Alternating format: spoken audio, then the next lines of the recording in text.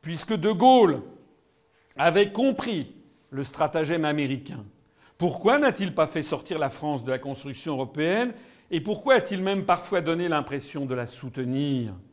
Eh bien, pour une raison que je vous ai déjà expliquée, il n'en avait pas les moyens politiques. Il avait besoin du soutien du MRP, qui était le parti de Robert Schuman, et il ne pouvait pas sortir de l'Union européenne et ne pouvait pas le dénoncer.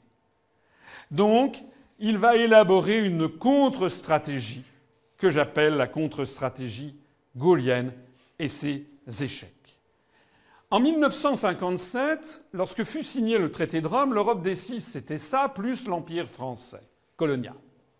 Et puis, en 1962, après que De Gaulle a donné leur indépendance à tous les pays d'Afrique, l'Europe des six, c'est ça.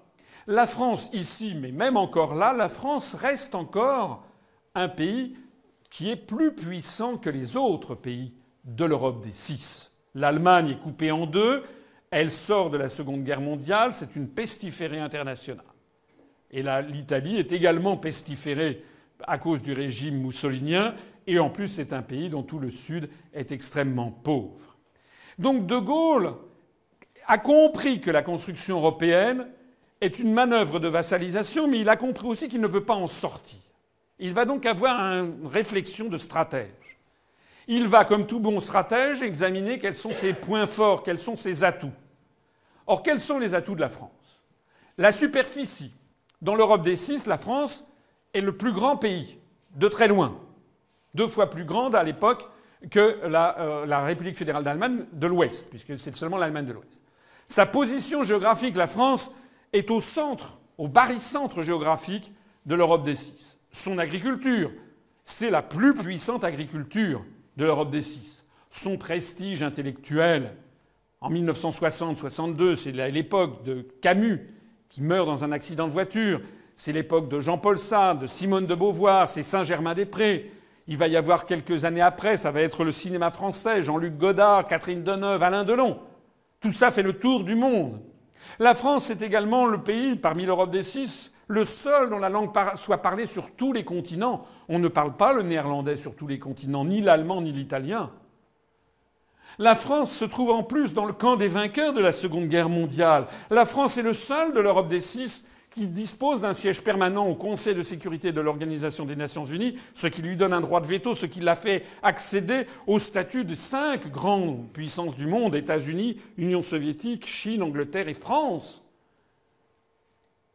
Et enfin, la France a l'armement nucléaire. La première bombe A explose à Reagan dans le désert du Sahara, et De Gaulle, pendant toutes les années 60, va avoir l'obsession à laquelle il va parvenir en 1966 dans l'atoll de Fangatofa de faire exploser la première bombe H, la première bombe thermonucléaire, ce qui fait accéder la France au rang de super grand nucléaire. Ce que ne peuvent avoir aucun des autres États de l'Europe des six. Donc au début de sa présidence en 62-63, lorsque De Gaulle a compris que la construction européenne est une manœuvre de vassalisation américaine et qu'il a compris qu'il ne peut pas en sortir, il se dit « Mais ma foi, si j'examine tous ces atouts, il y a peut-être un coup à jouer. » Le coup à jouer, c'est de constater que la France est de très loin la plus grande puissance de l'Europe des six. Et en plus, la cerise sur le gâteau, c'est qu'elle est dirigée par De Gaulle soi-même, qui est une espèce de mythe vivant.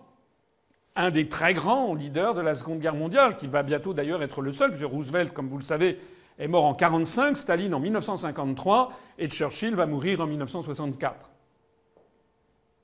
Donc De Gaulle sera le dernier prestigieux chef vainqueur de la Seconde Guerre mondiale. Donc à ce moment-là, il va essayer de subvertir la stratégie américaine en tentant de transformer la construction européenne en une mécanique servant les intérêts français. Tout le génie de sa pensée est là. Il a rêvé de transformer l'Europe, qui était une Europe américaine, en une Europe indépendante, s'enfonçant comme un coin entre les deux blocs. C'était lui qui le disait. Il voulait une Europe européenne qui aurait été évidemment sous influence française, compte tenu de tous nos avantages comparatifs. C'était ça qu'il voulait. Il ne pouvait pas le dire. Il ne pouvait pas dire « je veux une Europe française ». Mais il savait qu'il y avait une Europe soviétique, qui était les pays de l'Est. Il savait que les Américains voulaient une Europe américaine. Et lui se proposait de cantonner l'Europe américaine au Royaume-Uni. Et qu'entre les deux, il y aurait une Europe qui serait une Europe française. De Gaulle rêvait de reconstituer l'Europe du grand siècle, de Louis XIV, à l'époque où toutes les cours d'Europe parlaient le français. La cession de Gaulle était de donner aux Français fierté dans leur propre pays. Donc, il a essayé de subvertir cette construction européenne pour en faire une Europe française. Mais pour que cette contre-stratégie gaullienne ait des chances de réussir, c'était un peu comme en aïkido, vous savez, vous, dans les arts martiaux, utiliser la force de l'adversaire contre lui. Les Américains voulaient nous forcer à devenir une colonie américaine par une construction européenne. Lui se proposait de transformer cette construction européenne en une machine qui servirait à éjecter les États-Unis et à placer l'ensemble sous la puissance française. Mais il avait compris qu'il y avait deux choses absolument décisives pour que ça marche. Premièrement, empêcher à tout prix les Britanniques d'entrer dans cette construction européenne. Sinon, c'en serait fini de son rêve d'une Europe indépendante des États-Unis sous influence française. Il le savait, il avait vu, il le dit à perfide. Churchill piquait des lèches incroyables à Roosevelt. Il a compris que le Royaume-Uni est devenu le cheval de Troie des États-Unis. C'est pour ça qu'il s'est battu bec et ongle pour que jamais le Royaume-Uni ne puisse entrer dans le marché commun. C'était le premier impératif pour que ça marche. Et le deuxième impératif, alors ça, il suffisait de le décider. Il avait mis son veto à l'entrée du Royaume-Uni, donc tant qu'il était à l'Élysée, ça ne pouvait pas, cette première condition marchait. La deuxième condition, malheureusement, ne dépendait pas que de lui. La deuxième condition, c'est qu'il voulait parvenir à ce que les géopoliticiens appellent un découplage stratégique entre l'Allemagne et les États-Unis d'Amérique. C'est-à-dire que plutôt que l'Allemagne soit alliée aux États-Unis, que l'Allemagne accepte de devenir le numéro 2 en Europe derrière la puissance française. Donc voilà quelles ont été les deux pensées stratégiques de Gaulle.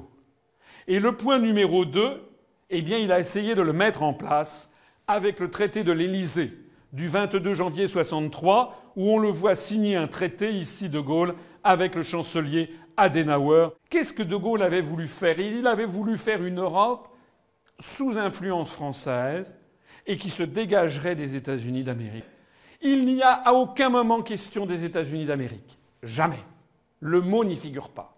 Ni de la Grande-Bretagne, ni de la prétendue nécessité que nous aurions d'avoir une défense commune entre l'Europe et les États-Unis, ni du GATT, ni de l'OTAN, ni de la prétendue nécessité d'abaisser des barrières douanières entre l'Europe, la Grande-Bretagne et les États-Unis. Il voulait faire une Europe européenne sous influence française. C'est ça qu'il a signé, avec Adenauer. Seulement voilà, il y avait en Allemagne et en France des gens qui informaient les États-Unis. Et tout ceci était suivi de près à Washington. Tellement près que le président Kennedy, 3 jours avant la signature, convoque à la Maison-Blanche M. Knappstein, ambassadeur d'Allemagne, pour faire part de la fureur des Américains.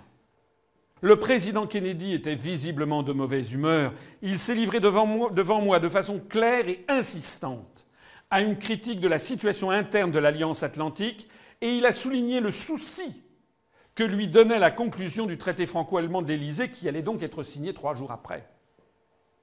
Parce que les Américains avaient compris que de Gaulle était en train de subvertir leur stratégie. Il était en train de vouloir faire une construction européenne qui ne serait pas à la botte des Américains, parce que justement, il n'y aurait pas l'Angleterre, justement, il n'y aurait pas l'OTAN, ni le GATT, et justement, il y aurait une alliance franco-allemande pour faire autrement. Fureur des Américains et le double jeu allemand. Parce que répond M. Knappstein à Kennedy? Pendant l'entretien, j'ai cherché de façon répétée, quoique avec un succès très relatif, à modifier l'opinion du président américain sur ce traité.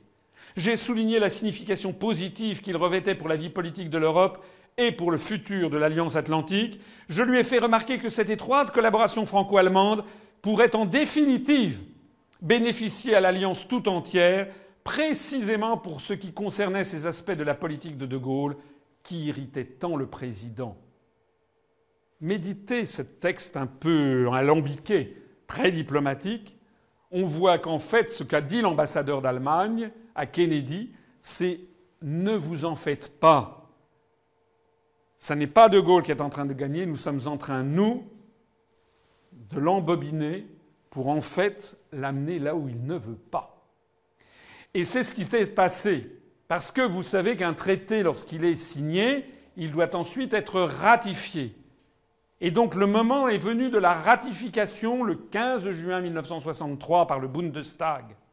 6 mois après, les députés allemands, au moment de ratifier le traité franco-allemand de l'Élysée, ont d'abord voté ce que l'on appelle dans l'histoire le préambule interprétatif que voici. Manifestant la volonté de diriger l'application de ce traité vers les principaux buts que la République fédérale d'Allemagne poursuit depuis des années en union avec ses autres alliés qui déterminent sa politique, à savoir le maintien et le renforcement de l'Alliance des peuples libres, en particulier une étroite association entre l'Europe et les États-Unis d'Amérique, la défense commune dans le cadre de l'Alliance de l'Atlantique Nord, de l'OTAN, et l'intégration des forces armées des États membres du pacte, l'unification de l'Europe selon la voie tracée par la création des communautés européennes en y admettant la Grande-Bretagne, l'abaissement des barrières douanières par des négociations entre la communauté économique européenne, la Grande-Bretagne et les États-Unis d'Amérique, ainsi que d'autres États dans le cadre du GATT. Et donc, conscient qu'une coopération franco-allemande conduite selon ces buts, tout ça sera bénéfique pour tous les peuples, alors le Bundestag ratifie la loi suivante, c'est-à-dire le traité. Alors en droit international, il faut savoir que ce préambule interprétatif fait partie intégrante du traité version allemande.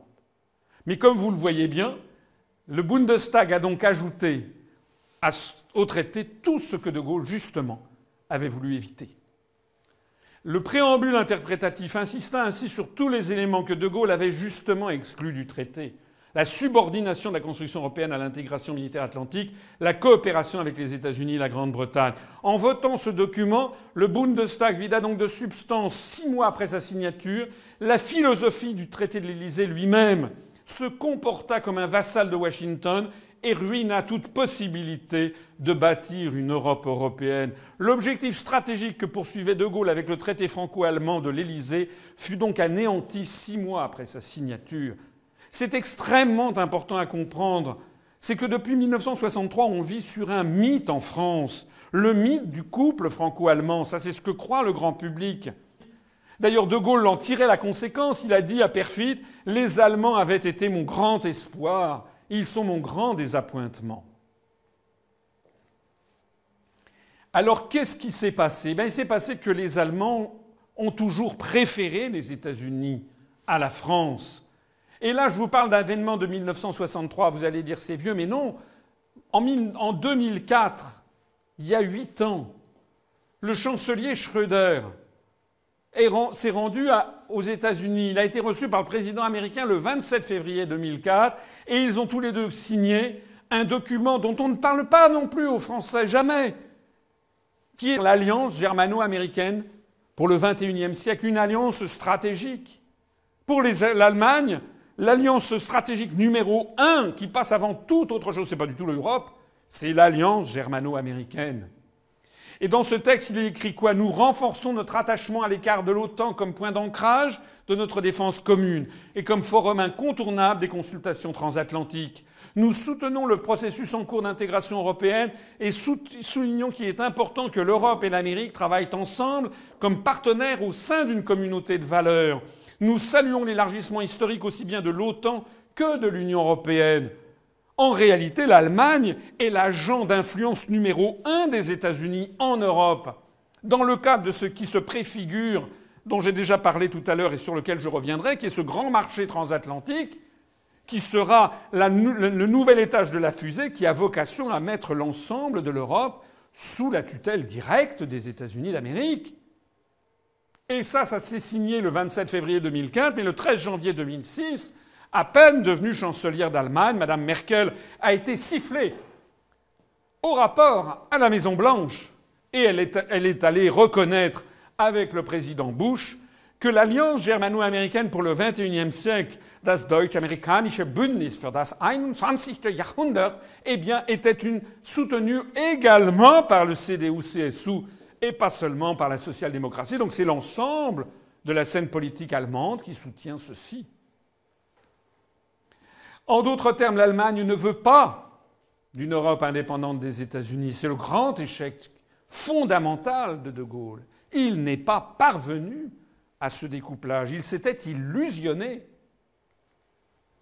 Les Pays-Bas ne veulent pas d'une Europe indépendante des États-Unis. L'Espagne ne veut pas d'une Europe indépendante des États-Unis. Le Portugal ne veut pas d'une Europe indépendante des États-Unis. Il y a d'ailleurs la grande base militaire des Açores. Le Royaume-Uni veut une Europe encore plus proche des États-Unis. La Pologne, l'Estonie, la Lettonie, la Lituanie, la Bulgarie, la Hongrie, la Roumanie, la Slovaquie, la Tchéquie sont entrés dans l'Union européenne après être entrés dans l'OTAN. Et ils réclament le parapluie stratégique et militaire américain. Enfin, en bref, qui est-ce qui est d'accord avec la France ? Comme disait De Gaulle, la difficulté, c'est que les colonisés ne cherchent pas vraiment à s'émanciper des Américains.